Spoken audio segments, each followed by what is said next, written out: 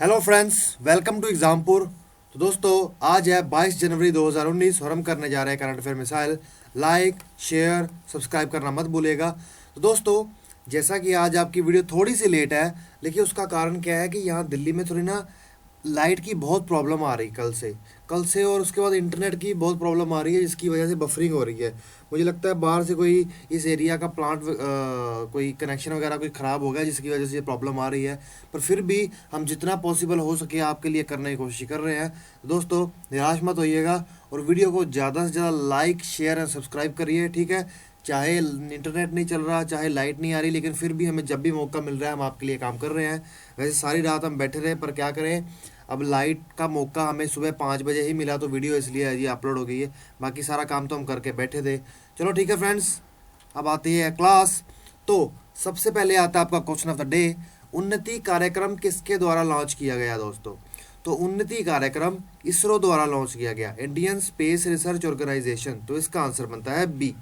अब उन्नति कार्यक्रम है क्या और इसरो द्वारा जो लॉन्च किया गया है, देखिए, उन्नति कार्यक्रम, Unnati programme United Nation Conference on Exploration and Peaceful Use of Outer Space की 50वीं एनिवर्सरी पर लाया गया, ठीक है, पहली बात। दूसरी बात,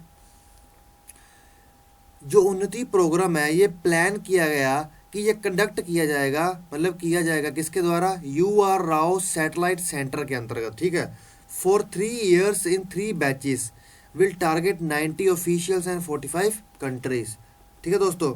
अब ये national space agency ISRO has launch Unnati programme at the UR Rao satellite centre Bengaluru में। अब ये क्या है, अब हमें ये पता होना चाहिए, ये बात तो हमने समझ ली कि ये किस प्लान के अंतर्गत किया गया, ये कब किया गया, लेकिन जो ये उन्नति प्रोग्राम है वो है क्या? देखिए, उन्नति कार्यक्रम एक कैपेसिटी बिल्डिंग प्रोग्राम है ऑन नैनो सैटेलाइट डेवलपमेंट, ठीक है दोस्तों।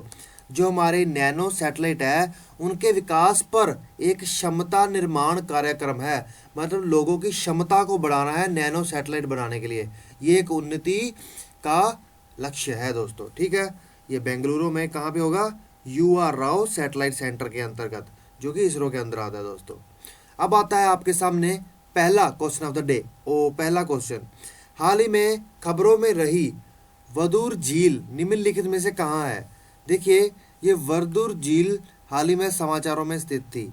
दोस्तों, ये वर्दुर झील कर्नाटका में है। कहाँ है? कर्नाटका में। तो इसका आंसर बनता है ए। अब ये वर्दुर झील कर्नाटका में कहाँ पर है, हम चल के मैप पर देख लेते हैं। तो ये देखिए, ये बेंगलोर है। बेंगलोर कहाँ पर है? कर्नाटका में ही है। और ये वर्दुर झील है। और देखिए, और भी कई यहाँ पे झीलें हैं।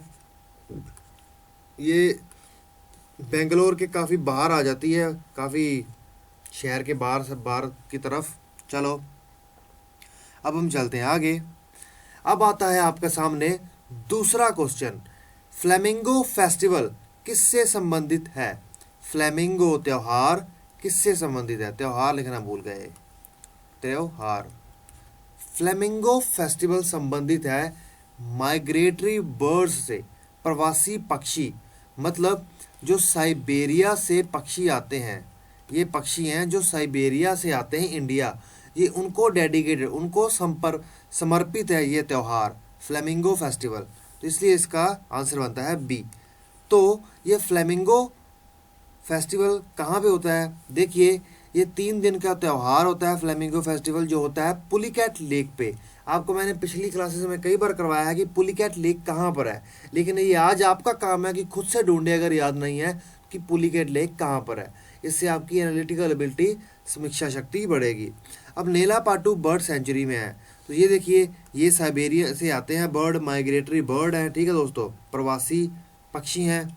चलो, आता है आप तीसरा क्वेश्चन, राष्ट्रीय सौर ऊर्जा महासंघ किससे संबंधित है? नेशनल सोलर एनर्जी फेडरेशन क्या है दोस्तों असल में? देखिए, राष्ट्रीय सौर ऊर्जा महासंघ एक नॉन प्रॉफिट ऑर्गेनाइजेशन है, गैर लाभकारी संगठन, ठीक है दोस्तों। ये गैर लाभकारी संगठन का लक्ष्य क्या होते हैं दोस्तों? अगर देखा जाए तो ये सोलर एनर्जी के यूज़ को ज़्यादा से ज़्यादा बढ़ाना, लोगों में अवेयरनेस फैलाना, ये सरकार के साथ क्लोज होकर अच्छे से काम करना किसी इंटरेस्ट को बढ़ाने के लिए। जैसे इसका टॉपिक क्या है, सोलर एनर्जी, ठीक है दोस्तों, सौर ऊर्जा। तो राष्ट्रीय सौर ऊर्जा महासंघ का आंसर बनता है ए, नॉन प्रॉफिट ऑर्गेनाइजेशन, गैर लाभकारी संगठन। Indian steel exhibition and conference held in which of the following place. भारतीय इस्पात प्रदर्शनी और सम्मेलन किस स्थान पर आयोजित हुए? तो दोस्तों इसका आंसर है मुंबई। इसका आंसर क्या है? मुंबई। ए इसका आंसर बनता है दोस्तों, भारतीय इस्पात प्रदर्शनी और सम्मेलन। तो Indian steel exhibition and conference Mumbai में किए गए। अब इसके बारे में थोड़ा और बातें जान लें। तो दोस्तों जो ये India steel 2019 exhibition and conference था, ये 22 से लेकर 24 जनवरी तक मनाया जाएगा। जैसे कि पता चल गया है कि मुंबई में मनाया जाएगा। अब ये इवेंट ऑर्गेनाइज किसने किया, इसका आयोजन किसने किया? ये मिनिस्ट्री ऑफ स्टील ने किया। किस मंत्रालय ने? स्टील उद्योग मंत्रालय ने किया है दोस्तों। अब ये इवेंट में बहुत से कंपनीज और इंडस्ट्रियल्स आएंगे, ठीक है, from MSC to biggest name की कंपनीज आएंगी। आता है अब आपके सामने पांचवा क्वेश्चन, ओमेगा 3 निम्नलिखित में से किससे संबंधित है दोस्तों? तो ओमेगा 3 एक फैटी एसिड है दोस्तों। ओमेगा 3 एक फैटी एसिड है, तो इसका आंसर बनता है ए। देखिए ये हेल्थ के लिए बहुत अच्छा होता है, ठीक है, आजकल इसको प्रमोट किया जा रहा है ताकि ये क्योंकि ये बहुत से न्यूट्रिशनल गैप्स को कम करने में मदद करता है दोस्तों, ठीक है। इसके लिए कंपनीज प्रोडक्ट भी बनाती हैं, मछली के तेल में भी पाया जाता है और भी बहुत कुछ है। चलो अब 6वां क्वेश्चन आपके सामने आता है, निम्नलिखित में से कौन सा संस्थान आर्टिफिशियल इंटेलिजेंस पर पहला बीटेक कोर्स शुरू करने जा रहा है दोस्तों? पहला बीटेक कोर्स किसमें? जरूरी वर्ड है आर्टिफिशियल इंटेलिजेंस। आर्टिफिशियल इंटेलिजेंस, तो इसका आंसर बनता है ए, आईआईटी हैदराबाद में शुरू किया जा रहा है दोस्तों, ठीक है। दुनिया भर में लेकर इसको बहुत सी होड़ चल रही है, फेसबुक जैसी कंपनीज या फिर कई देश इस पर बहुत से प्रोजेक्ट्स चला रहे हैं। चलो क्योंकि अगला फ्यूचर भी वर्ल्ड का आर्टिफिशियल इंटेलिजेंस ही माना जा रहा है। चलो दोस्तों अब 7वां क्वेश्चन आपके सामने आता है, निम्नलिखित में से कौन स्वीडन का नया प्रधानमंत्री है, प्राइम मिनिस्टर है? निम्नलिखित में कौन स्वीडन का नया प्रधानमंत्री बना है दोस्तों? तो स्वीडन के नए प्रधानमंत्री बने हैं स्टीफन लोफवेन। कौन बने हैं? Stefan Lofven. तो इसका आंसर बनता है ए। अब जो स्वीडन के नए प्रधानमंत्री बने हैं जिनका नाम है स्टीफन लोफवेन, तो ये स्टीफन लोफवेन जिस देश के प्रधानमंत्री बने उसकी लोकेशन देख लें, ठीक है दोस्तों, उसका कैपिटल कौन सा है? तो दोस्तों ये हैं स्टीफन जो बने हैं स्वीडन के प्रधानमंत्री। और ये देखिए यूरोप में इसकी जगह कहाँ पर है? ये 3 देशों से आगे लगता है, इसके बीच में नॉर्वे और फिनलैंड के बीच में आता है स्टीफन, और इसकी राजधानी है, कैपिटल है स्टॉकहोम। और यहाँ पे एक बाल्टिक सी है। और देखिए इसे स्कैंडिनेवियन कंट्री भी कहा जाता है क्योंकि जो स्कैंडिनेवियन पहाड़ियाँ हैं यहाँ से लेकर वहाँ तक जाती हैं, तो उसका ये भाग है, इसलिए इसे स्कैंडिनेवियन नेशन भी कहा जाता है दोस्तों। अब 8वां क्वेश्चन आपके सामने आता है, निम्नलिखित में से किसे वास्तुकला की विश्व राजधानी 2020 के रूप में मान्यता प्राप्त है? देखिए किसे वास्तुकला की विश्व राजधानी 2020 के रूप में मान्यता मिल चुकी है दोस्तों? किसे वर्ल्ड में रिकॉग्नाइज कर लिया जाया गया है वर्ल्ड कैपिटल ऑफ आर्किटेक्चर 2020 के नाम पे दोस्तों। तो ये किया गया है यूनाइटेड नेशन द्वारा रियो डी जेनेरो को। तो इसका आंसर बनता है बी। अब ये रियो डी जेनेरो कहाँ आता है? ब्राज़ील में आता है। अब इसे क्या किया गया है? वास्तुकला की विश्व राजधानी, मतलब पूरी दुनिया की वास्तुकला की राजधानी बनाया है। मतलब ये कल्चरल हेरिटेज को बचाने के लिए हर कुछ सालों में यूनाइटेड नेशन ऐसा करती है, किसी न किसी को वर्ल्ड कैपिटल ऑफ आर्किटेक्चर वास्तुकला की विश्व राजधानी मान्यता देती है दोस्तों। अब इसके बारे में थोड़ी सी डिटेल देख लें। देखिए world capital of architecture initiative किसके द्वारा चलाया जाता है? एक तो यूनेस्को द्वारा, ठीक है। यूनेस्को क्या है? यूनाइटेड नेशन की इकोनॉमिक एंड सोशल काउंसिल, और यूआईए, इन दोनों के द्वारा मिलके टू प्रिजर्व आर्किटेक्चरल हेरिटेज, मतलब जो आर्किटेक्चर है, जो वास्तुशिल्प कला है, उसको बचाने के लिए किया जाता है, जो कि शहरों के संदर्भ में बात की जाती है इसकी, ठीक है दोस्तों। अब इसके बारे में हमने ये तो देख लिया। अब रियो डी जेनेरो कहाँ पर है, ये भी हम देख लिया।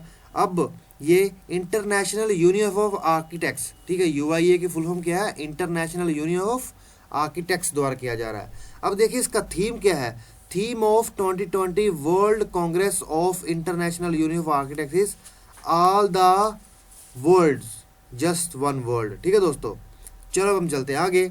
अब ये देखिए ये ब्राज़ील है, कहाँ पे है, साउथ अमेरिका में है, और ब्राज़ील के यहाँ पे स्थित है क्या, रियो डी जेनेरो दोस्तों। ठीक है, अब हम चलते हैं आगे।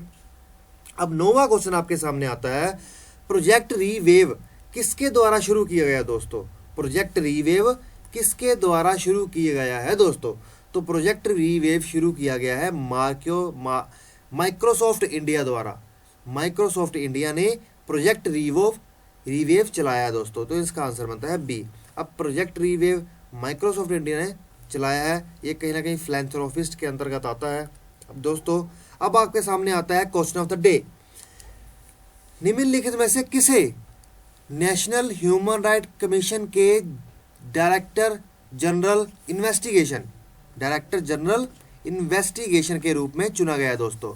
तो इसी के साथ मैं एग्जाम में आने के लिए आपका थैंक्स करता हूं, और थोड़ी लेट के लिए मैं क्षमा मानता हूं, क्योंकि मैं आपको बता ही दिया है कि लाइट की और टेक्निकल प्रॉब्लम चल रही थी, इंटरनेट भी सही नहीं आ रहा था, इसकी वजह से सब लेट हुआ है। तो चिंता मत कीजिएगा, सब हल होगा और सब होगा। ठीक है दोस्तों, लाइक शेयर सब्सक्राइब करना मत भूलिएगा, क्योंकि लेट है, अगर आप ज़्यादा से ज़्यादा शेयर करेंगे तभी ये वीडियो और आगे जाएगी।